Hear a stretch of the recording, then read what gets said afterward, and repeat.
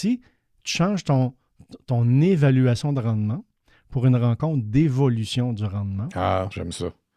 Là, on va... Là, on parle. Là, on parle. Là, on parle. Bonjour et bienvenue aux Grandes idées pour grandir, un balado où on explore les stratégies au niveau du développement personnel.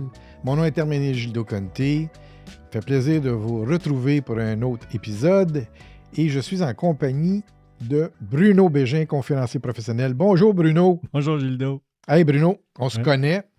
Un sujet qui nous allume tous les deux aujourd'hui. On va parler du flow. Mais là, pas le flow, les petits-enfants, là. Non. Pas la portée, là. Le flow, pour nos auditeurs, veux-tu nous expliquer un petit peu ce que c'est? F-L-O-W. Oh, W. Ouais. Donc, le flow, d'abord, c'est un état émotionnel. Donc, je vais en parler un petit peu plus tout à l'heure, mais c'est un état émotionnel qui va allier, challenge et compétences pour procurer, dans le fond, un état intérieur qui est vraiment hyper stimulant, énergisant, etc. Euphorisant, même. Ça peut être quasiment euphorisant, mais on perd la notion du temps, puis on devient hyper absorbé, puis bon, c'est un peu quand tu fais certains trucs dans ton studio, à un moment donné, on dit « je suis dans ma bulle », on dit « je suis sur mon X, dans ma bulle », puis là, je ne vois pas le temps passer. On perd la notion du temps. Et on voudrait faire ça souvent parce que c'est hyper stimulant. Bon. Ça vient d'où? Ça mange quoi en hiver comme tel? Ça part, en fait, des travaux de Martin Seligman. Martin Seligman, au début des années 80, là, qui était en fait président de l'American Psychological Association, Seligman s'était posé la question à l'époque, depuis que la psychologie existe, on n'a fait qu'étudier la pathologie pour la comprendre et pour travailler à, je dirais, limiter les symptômes, comme tel. Puis là, sa question, c'était, mais si on commençait à s'intéresser aux gens qui vont bien, comment vont-ils bien? Plutôt que juste comment vont-ils mal, comme tel. Et en fait, il y a un bonhomme qui est un psychologue d'origine hongroise qui a un nom assez long, là, oui. mais on peut le déformer facilement, mais j'ai appris, en fait, la bonne prononciation, c'est Mihai Csikszentmihalyi. Mm-hmm. Mais Mihaly Csikszentmihalyi, bref, c'est un peu compliqué, puis je ne vous l'appellerai pas parce que je vais me tromper, c'est clair. Mais, c'est rare que je trouve des noms plus compliqués que le mien. Mais ce gars-là a trouvé intéressant. En fait, il a développé ce modèle de flow. Oui, par rapport à une étude qu'il a faite, tout ça, je ne rentrerai pas nécessairement dans les détails, mais à la base, son hypothèse de départ, il pensait que les gens étaient plus heureux en dehors du travail plutôt qu'au travail. Puis finalement, le résultat de ses recherches ont infirmé son hypothèse. C'est le contraire, les gens étaient plus heureux au travail, puis ils voulaient savoir pourquoi. Ouais. Là, on s'est rendu compte, en fait, dans ces facteurs, les variables qui sont dégagées, on a monté une boussole. Donc là, on n'a pas de visuel là-dessus, mais faites juste vous imaginer un rond, là, une boussole. Puis, en fait, sur le côté vertical, l'axe vertical, c'est l'axe du challenge.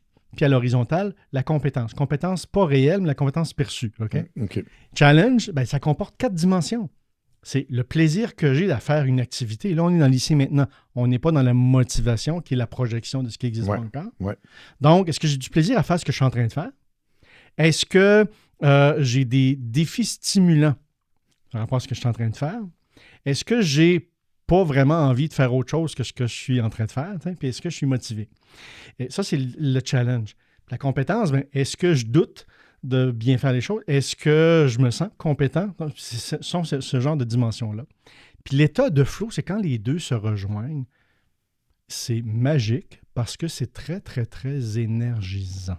Quand on a l'occasion de vivre ça au travail comme en dehors du travail, ça nous permet de mieux affronter les situations qui sont un peu plus désagréables ou qui sont un petit peu plus éloignées de nos talents, entre guillemets.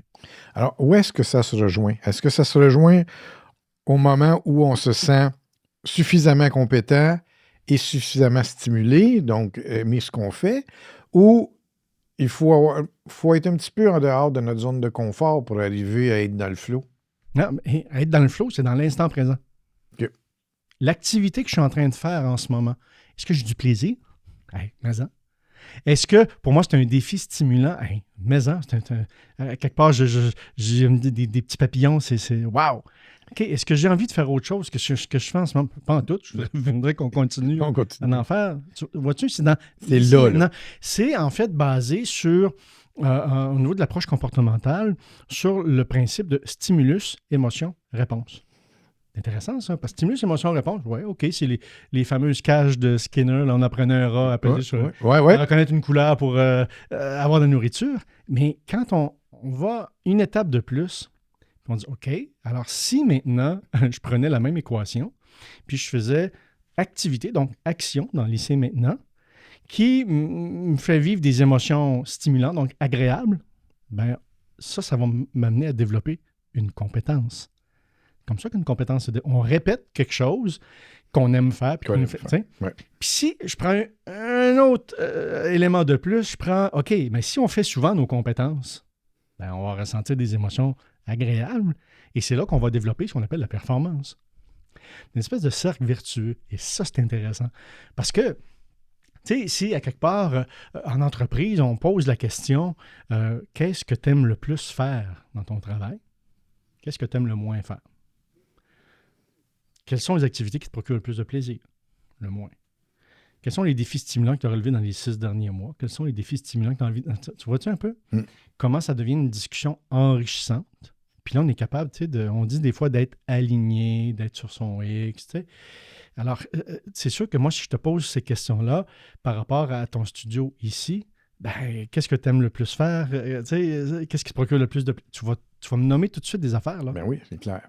T'sais, alors, quand ça, puis par rapport à la compétence, puis la notion de flow, là, ce qui est important de comprendre, c'est contextuel. Contextuel dans le sens que je te dis, Gildo, oui, on est amis, mais je n'ai pas vraiment eu l'occasion de tester ça avec toi. Je t'invite à venir faire une petite partie de tennis. Tu t'acceptes, tu dis, OK, ben oui. On s'installe sur le terrain. Et puis, c'est moi qui sers en premier. Donc, en faisant le premier service, tu as de la bonne intention, mais tu passes dans le vide. OK, ça, c'est correct. Tu sais, j'ai quand même... Sur la fameuse boussole comme ça du challenge, tu sais, je suis quand même assez élevé, j'ai du plaisir. Oui, c'est un défi, je vais jouer avec Gildo, mais rapidement, je fais mon service puis tu le pognes jamais. Là. Je vais baisser automatiquement, je vais tomber ce que j'appelle en ennui. C'est que mon challenge va être diminué, puis là, je vais me sentir trop bon par rapport à toi. Comprends-tu? Oui. Fait que là, tu vas me dire, ben OK, Bruno, mais j'avais prévu le coup, fait que j'ai amené un autre de mes amis avec moi. Il va me remplacer. Il s'appelle Félix Auger-Aliassine. C'est drôle, hein? J'ai la même raquette, mais je viens de changer de position sur ma boussole. Le challenge est élevé. Mon niveau de compétence a baissé. Hein? Me sens pas bon. Puis c'est lui qui fait le premier service. Puis avant même que je bouge 2 cm, j'entends juste... Ça me scille là, sur le bord des oreilles. J'ai peur. Donc, j'ai plus de challenge. Puis je me sens vraiment... peu compétent, ce qui fait que je vais tomber dans un état d'indifférence. Puis cet état d'indifférence, là, moi j'ai été clinicien pendant 18 ans, là, quand en entreprise, on n'a plus de défis, on n'a plus de plaisir, on a souvent envie de faire autre chose, on n'a plus de motivation, puis qu'on ne se sent pas compétent, puis qu'on doute souvent, bienvenue les arrêts de travail. Là. Mais là, j'entends les employeurs là, qui disent, ben là, on peut pas juste faire ce qu'on aime dans la vie. Mais toi, Gildo, admettons en tant qu'employeur, là, est-ce que tu veux que tes employés soient performants? Bien, c'est sûr. Mais c'est ça. Mais alors, tu veux que tes employés soient performants, mais pour qu'ils t'offrent cette performance, ben, il faut qu'ils soient bien dans leur travail. C'est comme prends soin de tes employés, puis tes employés vont prendre soin de ton entreprise. Puis c'est pour ça que à ce moment-là, de pouvoir discuter avec tes employés puis de dire, ben, qu'est-ce qui cet employé-là a le plus de plaisir dans ses tâches, c'est quoi ses défis stimulants à lui, toujours dans le carré de sable qui est défini, là. On s'entend, là, la marge de manœuvre. Mais sinon, si l'employé n'arrive pas à avoir du plaisir, n'est pas motivé, veut faire autre chose, puis que toi, tu veux que l'employé soit performant, puis que tu pousses davantage sur la pression de rendement, mais cette pression de rendement va se transformer en stress pour l'employé. Puis là, la capacité de stress qu'on peut ressentir, ça dépend de notre capacité d'adaptation, ce stress-là. Puis après ça, c'est la détresse que ça survient. Fait que je veux pas... Ça coûte cher, les employés qui sont en arrêt maladie. Puis ça coûte cher, des employés qui quittent l'organisation. On parlait à un moment donné de comment retenir des employés, comment attirer des employés chez nous, bien, comment les retenir aussi, bien, en les nourrissant avec la bonne nourriture qui fait en sorte que c'est pas juste une question de salaire. Moi, un chasseur de tête va arriver avec une proposition de salaire plus élevée, mais si je vis du flow au travail, j'ai des défis stimulants, j'ai du plaisir à faire ce que je fais, etc., j'ai pas envie de partir, là, parce que le risque est trop grand. Ben oui, tu vois, par rapport à l'autre côté. C'est pour ça que, par rapport aux fameuses évaluations de rendement, des fois c'est aux 6 mois, des fois c'est à chaque année, moi je propose souvent aux employeurs de juste changer le libellé, puis fais juste vérifier, Gildo, la différence. Si tu changes ton évaluation de rendement pour une rencontre d'évolution du rendement. Ah, j'aime ça. Là, on parle. Puis là, on va parler des choses qui sont stimulantes. Puis on revient sur les éléments du challenge, puis les éléments on va permettre à cet employé-là, dans son carré de sable à lui, en fonction des tâches qu'il a à faire, de faire en sorte qu'il ait l'occasion d'en vivre un petit peu plus souvent. Donc, il va avoir des facteurs de protection par rapport à, bien entendu, des tâches qui sont 100% agréables, il n'y en a pas, là. Non, c'est impossible. Mais c'est des facteurs de protection. Oui, tout à fait. OK. Et donc, pour un entrepreneur qui veut davantage fournir des occasions de flow, ça passe par une rencontre avec les employés. Ça passe par la discussion, ça passe par le canal relationnel. Fait que si les entrepreneurs ou les employeurs disent « Ah, mais j'ai pas le temps de faire ça », avez-vous les reins assez solides pour payer le coût de l'absentéisme? Ouais. Puis le coût du présentéisme. Parce que ça, les gens sont présents au travail, mais sont pas performants. Ben non, exactement. Alors ça, c'est donc important. Puis, ceux qui veulent débuter cette conversation-là, quels conseils tu aurais à leur donner? Bien, dans un premier temps, moi, je pense que si je suis un employé, d'abord, est-ce que je suis capable de répondre à ces questions-là par rapport à moi? Qu'est-ce que je fais dans mon travail qui me procure le plus de plaisir? C'est quoi mes défis stimulants? Est-ce que j'en ai eu? Lesquels j'aimerais réaliser? Motiver, en passant, motivation, c'est facile. Il y a 2 critères pour être motivé. J'anticipe du plaisir par rapport à une activité ou j'anticipe son utilité. Une des deux, je vais être motivé. Mais si je suis capable de répondre à ces questions-là, par rapport à la compétence, en fonction de ce que je fais, ce que je me considère compétent, ce que je doute souvent, ça veut dire que si je doute souvent et je me considère plus ou moins compétent, je sais que je vais avoir besoin d'aller chercher de la formation continue. J'ai besoin d'augmenter ma compétence. Si je commence, vous savez, sur les réseaux sociaux, sur LinkedIn, à la recherche de nouveaux quoi? Défis. Mm-hmm. Donc, là, c'est comme si les gens disent, ben moi, j'ai fait le tour du jardin, je me sens compétent. Donc, je suis dans la zone où j'ai perdu mon pétillant dans l'œil sur un poêle au gaz. Je suis juste sur le pilote. Fait que j'ai besoin de réanimer la flamme. Puis, je pense que ça peut être par un nouveau travail. Donc, parfois, ça peut être simplement par une discussion avec les membres de l'équipe, les gens de direction, pour être en mesure de faire des petits changements qui peuvent procurer de grands résultats, Gilles. Ça me tente de te poser une question qui va nous amener sur un sujet pour un futur épisode.